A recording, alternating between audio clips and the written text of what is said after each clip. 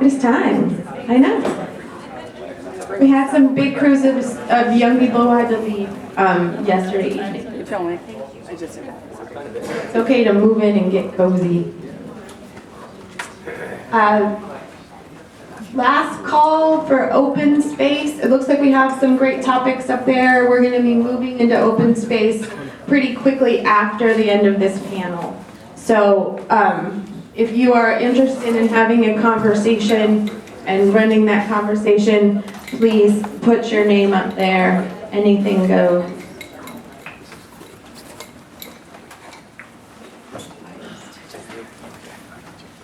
So we're going to run this panel a little bit differently than the last ones in that, smile. Thank you. That's awesome.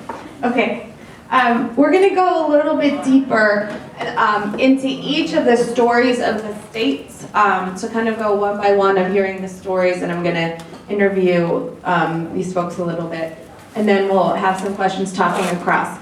But I'm super excited to have these folks here, and want to thank the Nellie Mae Foundation for helping to bring, to fly folks in from Oregon and Kentucky and Iowa to be here. So, so what we're going to do is we're going to start with the story of Kentucky. And we're starting with Kentucky in some ways because if you're looking at state level student voice work, Kentucky's kind of like they're just the one everybody looks to figure out how to do it. It's true. It's true. And so we have two people here with us from Kentucky. Emmanuel Sippy is the student co-director of the Pritchard Committee Student Voice Team. She works to integrate students as partners in improving schools. She also collaborates with Unlearn Fear and Hate, which bridges art and activism to promote cross-cultural dialogue. She's also the editor of J-Girls Magazine and a Citizen University Fellow. So we're going to start with Emmanuel, and then we're also going to speak with Rachel, and Rachel's the adult director of the Pritchard Committee Student Voice Team. And the Student Voice Team was conceived and launched by a small group of high school students in 2012, and currently consists of 100 self-selected Kentucky youth from middle school through college who work in research, advocacy, and policy partners in the Pritchard Committee for Academic Excellence. And some of you may remember we had some representatives from the Pritchard Committee a few years ago when we were in Vermont. And John, you were saying that you even had Andrew, was it Andrew that you had? Andrew Brennan. Andrew to come up to Detroit and visit. So we've had some cross-pollination before. So if we could start with you, do you like Emmanuel or Emmy? Okay, and just tell us about the work that you do at the state level. So even before I got on our team, one of the first things we did statewide was a campaign to get students onto superintendent screening committees. And this actually failed. We learned a lot. And I wasn't on the team at that point, so maybe later Rachel can speak to exactly what we learned during that time. But I think that effort and the attention that we got from it, learning how to be a citizen journalist and go to the press and say, hey, we're doing this, can you come cover this? And reaching out first, getting that coverage, learning how to have discussions with policymakers, that really started there. And then since then, we were successful with a thing that we like to call Powerball Promise, which is actually a hashtag that we came up with that legislators then co-opted. And this was when funds were being diverted from scholarships to, what were they being diverted from? State lottery, to the general fund. And so we led a campaign focused on getting diverse voices of students saying, this is why I need this money, and just having them talk about their struggles with getting into college, going to college, myriad of things that they're going through, but still the fact that they really need that money. And so that was not really coming from our team as students, but our team mobilizing other students to come tell their stories. And that difference probably started there or around there and has really shaped our work since. So mostly we recognize that our group is made up of students who are, the school system isn't failing them to the degree that it's failing marginalized students. We're still made up of more privileged students and more white students, and as we have shifted since our founding, we are not only amplifying and elevating and integrating student voice, but specifically students who are least heard. And so going out to those students and now really trying to integrate them into our team as leaders. Another statewide campaign was March for Our Lives teach-in and rally. The teach-in was really interesting for us because nobody else was really doing that. And we called it Organizing the Organizers. So a few days before the March for Our Lives in other parts of Kentucky, we had a statewide teach-in where we just got together with students and teachers and even some legislators to discuss like what is the problem, what are solutions, but also what is legislation around this looking like. And having that conversation, thinking about the ways in which March for Our Lives, it was amazing, but also came to be because a white school, not that it was so white, but just like more privileged students were able to take the mic, and obviously students in other communities had been experiencing this for far longer. So talking about that and being able to have that conversation then shaped our school safety work this year, which was to work on an amendment.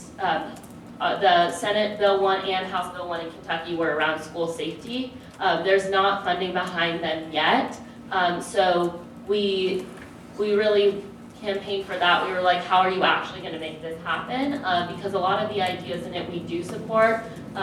We had a student on the listening group that took 8 months to go around the state and listen before these bills were written. And so we were able to infuse the language of softening schools, working on relationships, as well as the safety measures that they're wanting to implement into the bill. And then we also passed an amendment to recommend that students be on a climate committee in each district. And what would you say in terms of, as young people influencing policy, how is that a leverage, or are you able to say things or push for things that adults haven't been able to do or do in a different way? I definitely think we're able to do it from a different lens. I'll still say that there's a lot of challenges in being a young person. I think that their tokenization is still in play, working with policymakers in terms of the fact that they want to be like, oh yeah, we had a student on our listening, saying that they kept saying that, and it was like, okay, but what did you actually, are you actually going to listen to us? We would ask questions. We were on a TV show with them talking about school safety with the legislators that had sponsored the bills, and we would directly ask them questions, for example, about the funding or about relationships and about gun control in addition to working in schools, but also working in communities. And a lot of times they just wouldn't answer the question. So I think that, not to say that we haven't been successful in many of these endeavors, but to say that there's still a long ways to go in terms of in equal conversation where they actually feel like we actually feel like they're responding. We haven't had as much conversations this conference about the role of the adult advocates, but so I'm really thrilled to have Rachel on this panel today, and I'm just wondering, over time, what is your role and how do you position yourself as a part of this work? My role feels increasingly obsolete, which is good. But no, it really is a partnership. So students come into the work at various levels. What, full disclosure, the reason Emmy wasn't involved with that first campaign was because you were in 6th grade or 5th grade. I don't know. Sophomore in high school. I need to say that because everyone thought she was 35 last night. We were not to order a drink. But really, sorry for blowing your cover. The relationships really evolve. So some students come into the work, and as Emmy said, it is self-selected. We never turn anyone away. They come into the work with various levels, really, of learning helplessness. So some can hit the ground running in terms of having a relationship with adults that's egalitarian. Some, it takes some time before they're more assertive and less passive. Andrew, who some of you met and stayed with you, John, who was here 2 years ago, he started when he was 16, and we've had this conversation for 7 years. Like, what is it? What brings students to the work at these various levels? And we knew from the beginning we wanted to create a real partnership. We wanted to model what we thought a real, authentic adult-youth partnership could look like. And one of the things we start with always, and in Kentucky this is actually a way bigger deal than you'd realize if you're not from a state like Kentucky, which most of you aren't, is calling me by my first name. It's like radical, and I insist on it. And people have a hard time with that, but it's just the first indicator of this journey we're going to take. And so there are increasing levels of ownership. When we started with the policy work, and by the way, I was hanging on by the skin of my teeth as the adult director. We're venturing into, we're part of a larger nonpartisan nonprofit called the Pritchard Committee for Academic Excellence, all about mobilizing citizens to improve Kentucky schools. Been doing this work for 36 years. And then these guys come onto the scene and want to start pushing the envelope. So there are some super hard conversations, not just with me, but with everybody in the organization and our allies and the lobbyists, and a lot of people were watching this and gritting their teeth.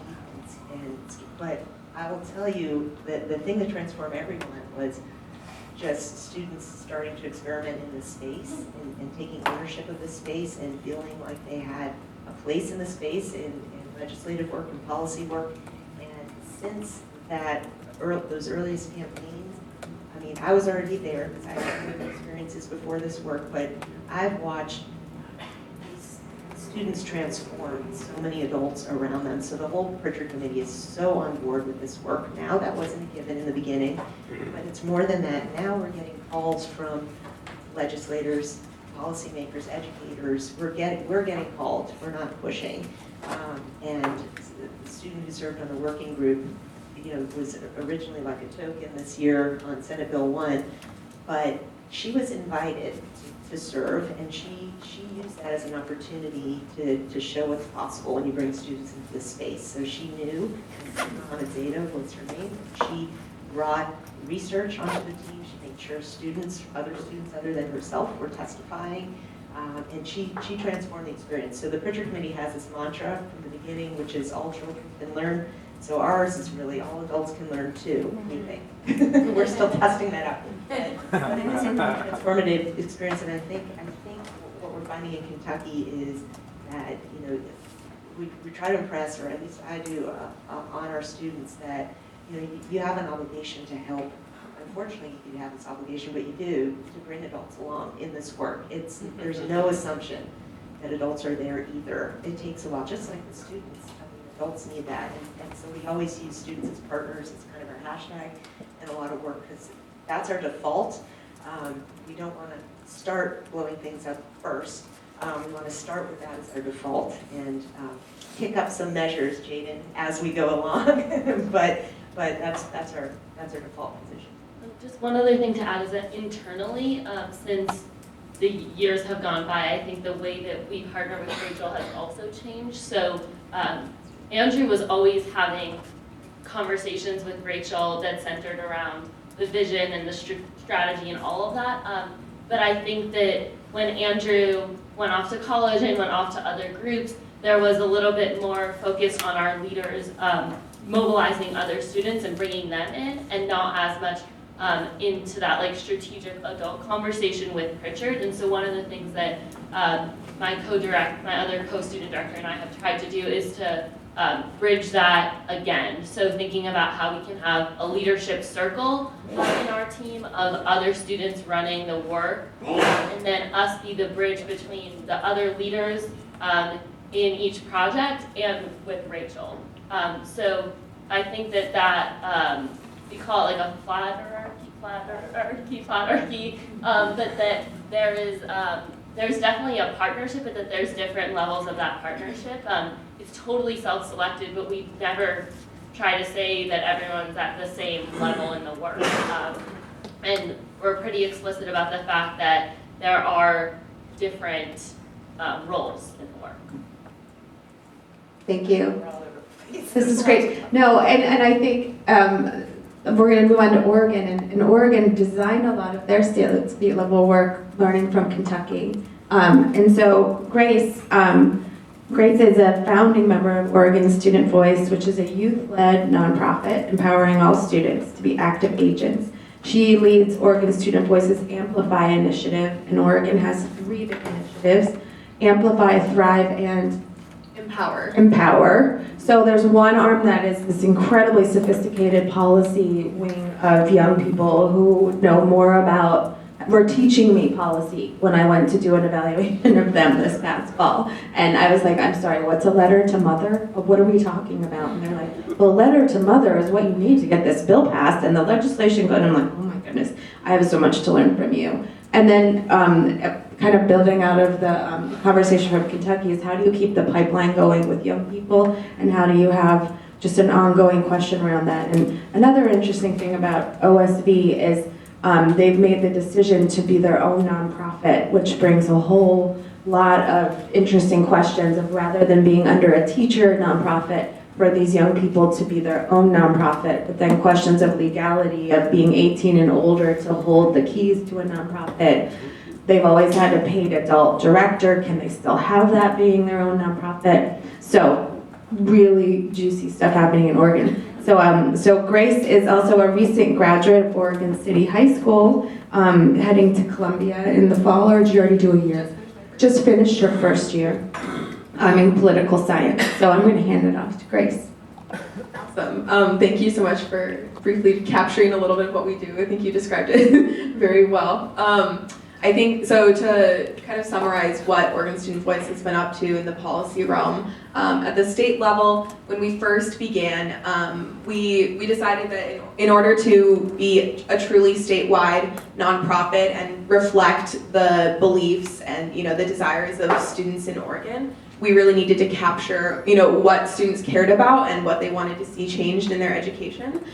So we started out by taking on this project called the State of Our Schools Report, where we were able to connect with over 2,000 high school students across the state through both an online survey and a focus group method of communicating with students. And what was really unique about the State of Our Schools Report was that the survey questions were designed by students, the focus groups were facilitated by students. The report was written by students, so everything was, it was created and implemented and developed all with student power, which I think created a really authentic level of connection peer-to-peer that you would not have received otherwise if an adult was trying to do the same research.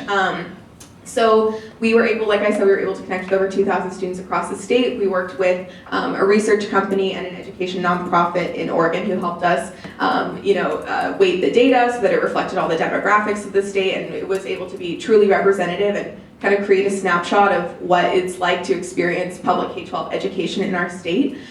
So using this report, we were able to, create our policy platform and decide what we wanted to focus on. So one thing that we chose to take on was joining the Coalition for the Oregon Ethnic Studies Bill, which reformed social studies standards to include the experiences of underrepresented and marginalized groups. So that bill was passed, it was signed into law. We didn't create the language, but we did submit an amendment that was accepted. So that was something that was really exciting. It was our first success. And this past legislative session, students in the organization, I should clarify too that I'm currently a board member, so I no longer lead the Amplify initiative, but the students who did take that on this year wrote their own legislation. They wrote a policy that reformed the sexual harassment reporting and definition policies in public schools. So they addressed a need, they collected written testimony, they spoke with students across the state about their experiences with sexual harassment reporting in schools and their experience with other peers and with administrators and how it all played out. And so they developed this policy with obviously assistance from adult allies and mentors. And that policy has just passed out of committee and is hopefully going to become law as well. So that's a little bit about what we've been up to in the past few years. Let me just put a punctuation mark on that. These young people wrote the state legislation and it's getting passed. And that's just one piece that's happening. And whenever I went with Oregon Student Voice to the state capitol to have this massive rally where not only are they meeting with legislators, they're testifying in hearings, some of the seniors are organizing their entire class schedules around the legislative calendar because they're in Eugene so much working with legislators. And then at the same time, they hosted a big meeting in a room that felt much like this at a college right next to the state capitol to bring in other schools from the state to really think about how they can start bringing young people into this process. So they're training around that issue. Another issue I heard coming up from when I was there was Oregon's very population centered around Portland, but then a very rural state. So how is OSV representing all of Oregon as opposed to primarily Portland? And what does that mean? And it's almost a very different set of issues on some levels and not on others. So that's another thing that I heard come up. I would say with this transition of leadership to being a nonprofit and your current adult ally moving on, Sammy Holquist just got her PhD yesterday from the University of Minnesota and was texting us at dinner